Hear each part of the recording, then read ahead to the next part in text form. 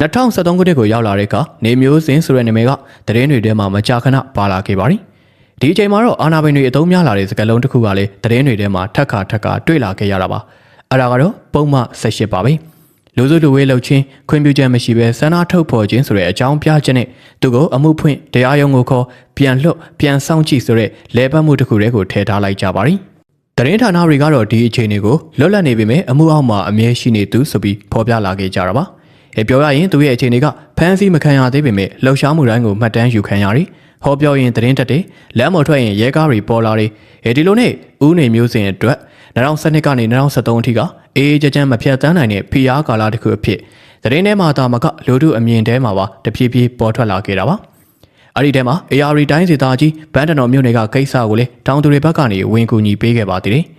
ဘန်းတနော်မှာမြေယာပြဿနာတွေကြောင့်တောင်သူတွေအများပြားအသက်မိုးရွာကြောင့်ဖျက်ဆီးနေရတဲ့အခြေအနေကိုသူကိုယ်တိုင်သွားရောက်ဖြေရှင်းပေးခဲ့တာပါ။ဒီကိစ္စမှာတောင်သူတွေဘက်ကရက်တီပြီးတော့သူတို့ရဲ့ပြဿနာကိုအများမြင်ရတဲ့နေရာအထိရောက်အောင်တွဲဖက်ကူညီခဲ့တာပါ။ဒီလိုနဲ့ဘန်းတနော်မှာဖြစ်ခဲ့တဲ့တောင်သူအရေးလှုပ်ရှားမှုတွေကြောင့်သူကခွင့်ပြုချက်မရှိဘဲနဲ့လူစုလူဝေးလုပ်ခဲ့တဲ့ဆိုတဲ့အကြောင်းပြချက်နဲ့တရားစွဲဆိုမှုတစ်ခုထပ်ပြီးတော့ရင်ဆိုင်ရပါတယ်။ဒီအမှုကထောင်ဒဏ်ရှည်ကြီးချမှတ်ခံရတဲ့ကိစ္စမဟုတ်ပါဘူး။ဒါပေမဲ့အာဏာပိုင်တွေဘက်ကပေးလိုက်တဲ့သဘောတရားကတော့ရှင်းလင်းပါတယ်။စကားပြောရင်လည်းအမှုဖွင့်မယ်။မြေပြင်ထဲဝင်လာရင်လည်းအမှုဖွင့်မယ်ဆိုတဲ့သဘောပါပဲ။ဒီကိစ္စနောက်ပိုင်းမှာဦးနေမျိုးစင်ကဟောပြောသူတယောက်သာမဟုတ်တော့ပဲဒေသခံအရေးကိစ္စတွေလည်းဓာတ်ရိုက်ပါဝင်လာတဲ့လူတယောက်ဖြစ်ပို့ပြီးတော့ထင်ရှားလာခဲ့ပါတယ်။ဒီအဆင့်ကပဲသူ့ကိုနောက်ပိုင်းမှာလက်ပတောင်းတောင်တို့အမျိုးသားကြီးအရေးကြီးကိစ္စကြီးတွေထဲမှာသူ့နာမည်ပါဝင်လာနိုင်တဲ့လမ်းကြောင်းကိုတဘာဝကြကြဖွင့်ပေးလိုက်တာပါ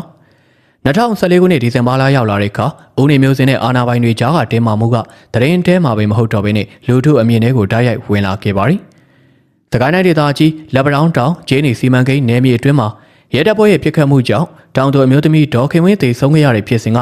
သတင်းဌာနတွေကတပြိုင်နက်တည်းထုတ်ဖော်လာခဲ့တဲ့ကြီးမားတဲ့လူထုအရေးကိစ္စတစ်ခုဖြစ်လာခဲ့ပါရီ။ဒီဖြစ်ရပြီးမှထပ်ပြီးပေါ်လာတာကတရားမျှတမှုကိုတောင်းဆိုတဲ့ဆန္ဒပြပွဲပါပဲ။